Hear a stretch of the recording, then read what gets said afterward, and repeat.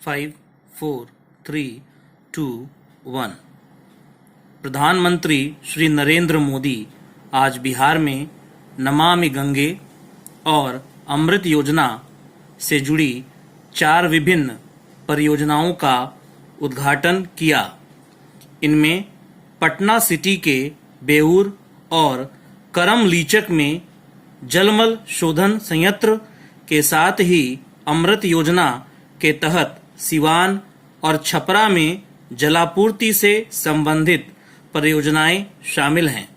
इसके अलावा प्रधानमंत्री ने मुंगेर और जमालपुर में जलापूर्ति योजनाओं और मुजफ्फरपुर में नमामि गंगे योजना के तहत रिवर फ्रंट विकास परियोजना की आधारशिला भी रखी।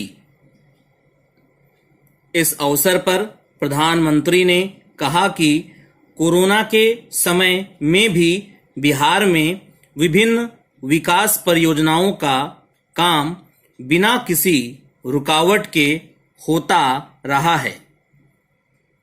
उन्होंने राज्य में हाल के दिनों में शुरू की गई करोड़ों रुपए की परियोजनाओं का उल्लेख करते हुए कहा कि यह अवसंरचना विकास के साथ ही बिहार के किसानों के लिए भी लाभकारी साबित होंगी।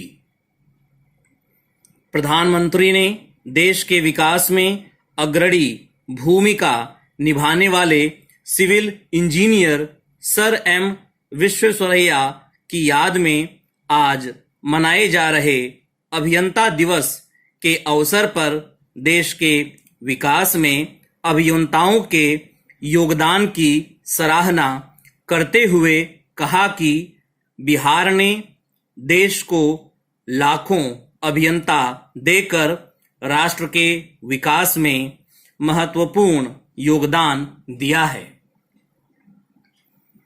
श्री मोदी ने कहा कि बिहार ऐतिहासिक शहरों और हजारों वर्षों के समृद्ध इतिहास वाली भूमि है।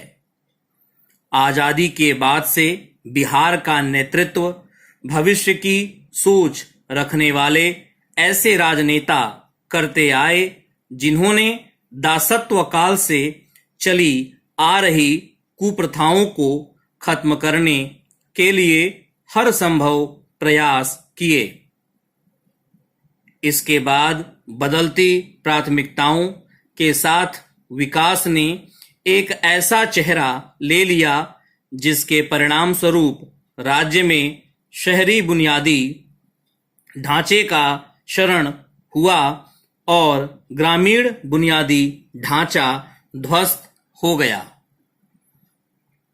प्रधानमंत्री ने कहा कि जब स्वार्थ शासन से बढ़कर हो जाता है और वोट बैंक की राजनीति का सिक्का चलने लगता है, तब पहले से ही हाशिए पर खड़ा वंचित तबका सबसे ज्यादा प्रभावित होता है। उन्होंने कहा कि बिहार के लोगों ने दशकों से इस दर्द को सहन किया है जब उनकी पानी और सीवरेज जैसी बुनियादी जरूरतें भी पूरी नहीं की जा सकीं। लोग मजबूरी में गंदा पानी पीकर बीमारियों को आमंत्रित करते रहे और उनकी कमाई का एक बड़ा हिस्सा इलाज पर खर्च होता रहा। इन परिस्थितियों में बिहार में एक बहुत बड़े वर्ग ने कर्ज, बीमारी, अशिक्षा और असहाय होकर जीने को अपने भाग्य समझकर स्वीकार कर लिया। प्रधानमंत्री ने कहा कि पिछले कुछ वर्षों से व्यवस्था को बदलने और समाज के सबसे प्रभावित वर्ग में विश्वास पैदा करने के प्रयास जारी हैं।